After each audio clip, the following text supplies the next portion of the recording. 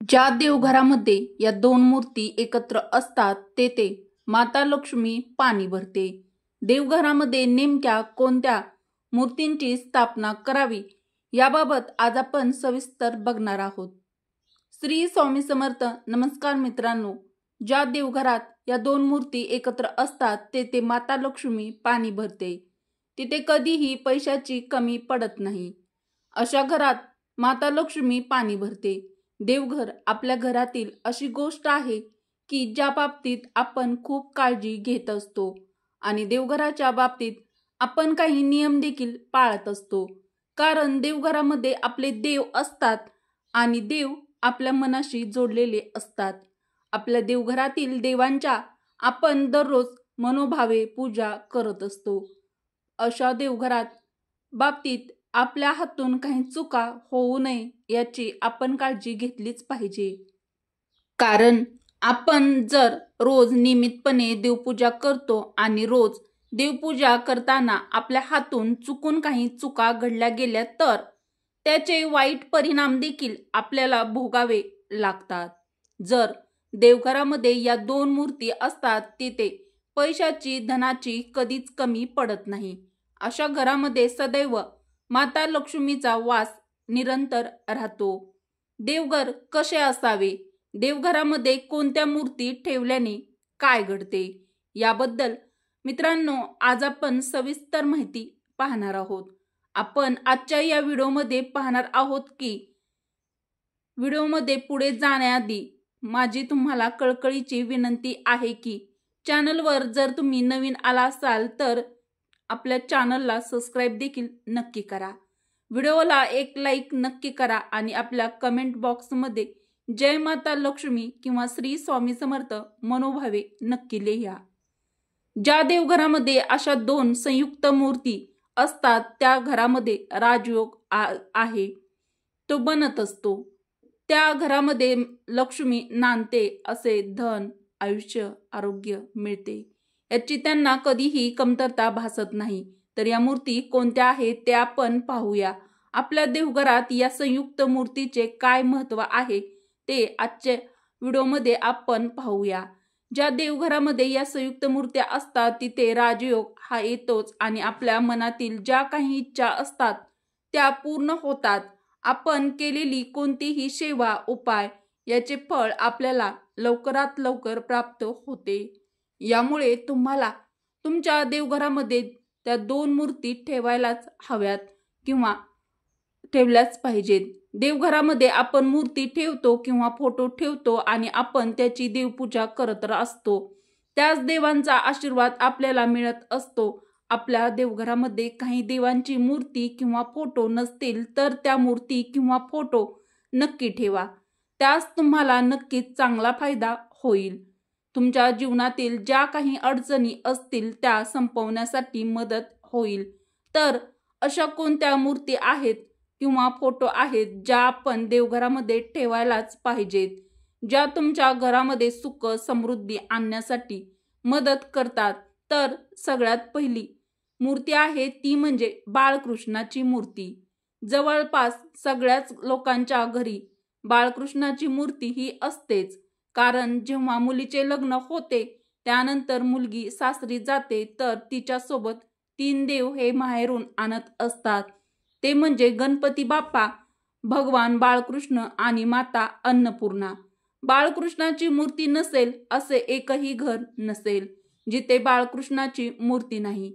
तुमच्या देवघरामध्ये बाळकृष्णाची मूर्ती नसेल तर 100% आजच तुम्ही ती न विसरता आणा। बाळकृष्णाची मूर्ती खरेदी करा। मार्गशीर्ष महिन्यात बाळकृष्णाची मूर्ती खरेदी करणे अत्यंत शुभ असते। आपल्या घरामध्ये ती स्थापित करा। कृष्णाची मूर्ती जर ठेवली तर त्याचा खूप चांगला परिणाम आपल्या आयुष्यामध्ये होत असतो। कृष्णाच्या मूर्तीची पूजा जी आहे ती रोज करायला पाहिजे। कृष्णाची मूर्ती ज्या घरामध्ये असते त्या घरामध्ये वाद विवाद, भांडण, तंटे आहेत ते कमी प्रमाणात होतात। त्यामुळे बाळकृष्णाची मूर्ती घरामध्ये आनंदाचे वातावरण निर्माण करते। म्हणूनच बाळकृष्णाची मूर्ती तुमच्या घरामध्ये देवघरामध्ये असलीच पाहिजे। बाळकृष्णाची मूर्ती जर घरामध्ये असेल तर पती पत्नीमध्ये देखील प्रेम आणि नातेसंबंधात मधुरता राहते, त्यामध्ये जिव्हाळा नेहमी टिकून राहतो. असे देखील म्हणतात की बाळकृष्णाची मूर्ती जर घरामध्ये असेल तर आपलं घर गोकुळ होतं. त्यामुळे बाळकृष्णाची मूर्ती घरामध्ये असेल तर संतती प्राप्त होण्यासाठी देखील अडचणी येत नाहीत. जर बाळकृष्णाची रोज बाळ स्वरूपात पूजा केली तर ज्यांना मूल होत नाही अशांना देखील संतती प्राप्तीच्या अडचणीमधून सुटका मिळते. हा आशीर्वाद स्वतः कृष्णांनी दिला आहे. त्यामुळे घरामध्ये बाळकृष्णाची मूर्ती नक्कीच ठेवा. आता आपण पाहूया बाळकृष्णाच्या मूर्तीसोबत कोणती मूर्ती ठेवायची आहे. माता लक्ष्मीची मूर्ती किंवा फोटो. माता लक्ष्मीची मूर्ती ही बऱ्याच घरामध्ये असते. तुम्ही लक्ष्मीनारायण या दोघांचीही मूर्ती किंवा फोटो ठेवला तर ते अधिक उत्तम असते. भगवान विष्णू जे आहेत ते झोपलेल्या अवस्थेत आणि माता लक्ष्मी भगवान विष्णूंचे पाय चेपत आहे अशी मूर्ती किंवा फोटो हवा. तर अशी मूर्ती किंवा फोटो आपल्या देवघरामध्ये नक्की ठेवा आणि पौर्णिमेच्या दिवशी त्यांची आवर्जून पूजा करा, सेवा करा. याचं तुम्हाला अनन्यसाधारण पुण्याची प्राप्ती होते. ज्या घरामध्ये पौर्णिमेच्या दिवशी सत्यनारायण केले जाते त्याचे देखील सर्व दुःखातून अनिष्टातून सुटका होतेच.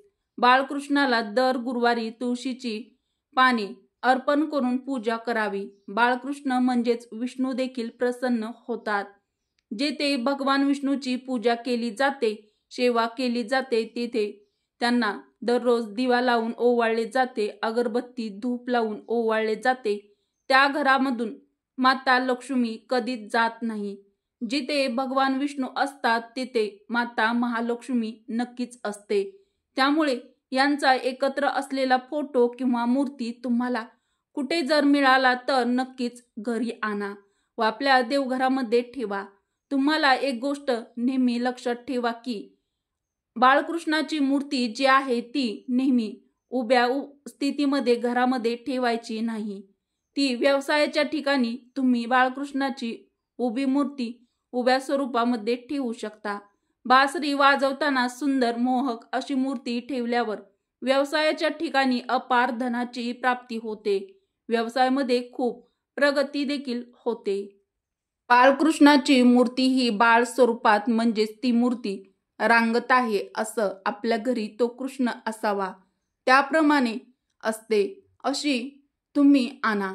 तुम्ही दररोज पूजा करा. असा एक फोटो असतो की लक्ष्मी यांच्या डाव्या बाजूला गणपती बाप्पा विराजमान आहेत असा फोटो तुम्ही देवघरामध्ये ठेवा तर अधिक उत्तम असतं. म्हणजेच माता लक्ष्मीच्या डाव्या बाजूला गणपती बाप्पा असा फोटो देवघरामध्ये ठेवावा. यामुळे आपल्याला भरपूर धनलाभ होतो. आपल्याला काही आयुष्यामध्ये कमी पडत नाही, कोणतीही अडचण भासत नाही. लक्ष्मी आणि गणपती बाप्पा यांच्या मूर्तीचे महत्त्व देखील खूप मोठे आहे. पुढील मूर्ती म्हणजे ब्रह्मा, विष्णू आणि महेश या तिघांचा एक फोटो मिळतो. हे तिन्ही देव एकत्र असल्यामुळे या फोटोंची फ्रेम जरा मोठी असू शकते. असा फोटो जर तुम्हाला मिळाला तर तुम्ही नक्की आपल्या देवघरामध्ये ठेवू शकता. ब्रह्मा, विष्णू आणि महेश या तिघांचे एकत्र पूजन केल्याने आपल्या जीवनातील मोठ्यातील मोठे संकट देखील नाहीसे होतात. तिन्ही देवांचं एकत्र फोटो तुम्ही देवघरामध्ये ठेवू शकता. आता आपण पाहूया की देवघरामध्ये नक्की कोणत्या मूर्ती ठेवायच्या आहेत. सगळ्यात पहिली मूर्ती आहे ती म्हणजे गणपती बाप्पांची मूर्ती. त्यानंतर भगवान शंकराचे शिवलिंग याचे पूजन करावे.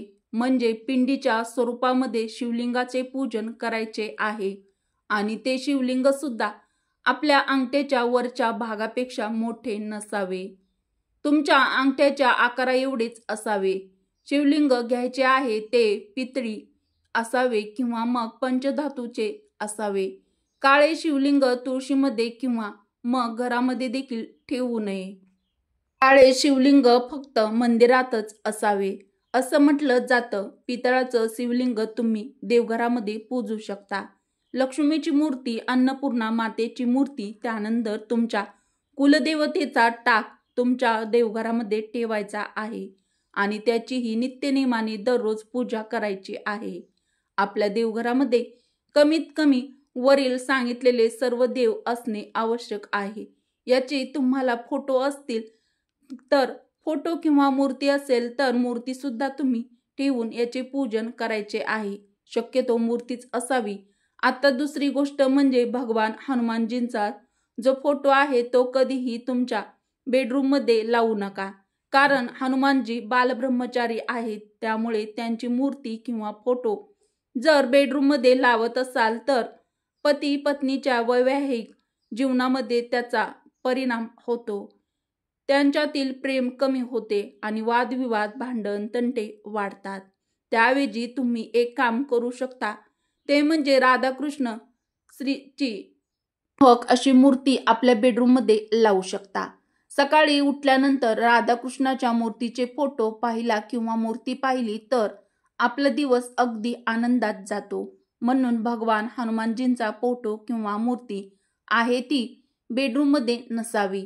त्याऐवजी तुम्ही राधाकृष्णाचा फोटो आहे तो बेडरूममध्ये लावू शकता. यासोबतच घरामध्ये शक्यतो पूर्वज जे आहेत त्यांचे फोटो जे आहेत ते लावण्याचे टाळले पाहिजे. तुम्ही एक दिवस त्यांचे फोटो ठेवून त्यांची पूर्वजांची पूजा वगैरे केली तर काहीच हरकत नाही.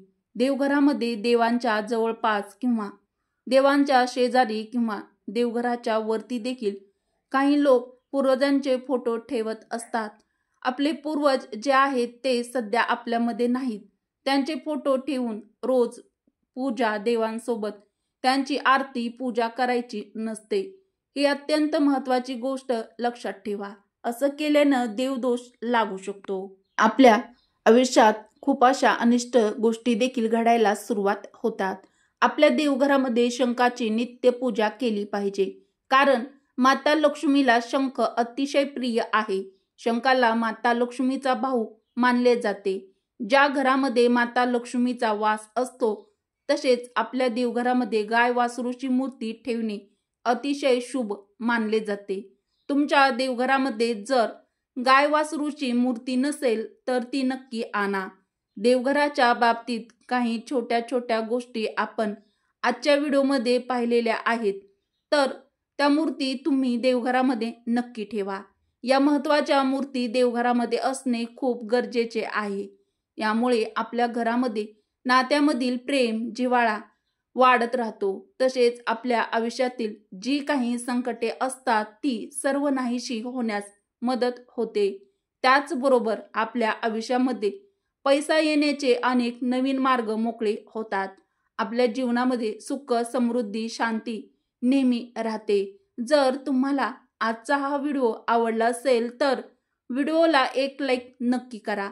तुमच्या मित्र परिवारासोबत हा व्हिडिओ शेअर देखील नक्की करा व आपल्या चॅनलला सबस्क्राईब देखील नक्की करा. व्हिडिओ शेवटपर्यंत पाहिल्याबद्दल तुमचे मनापासून धन्यवाद.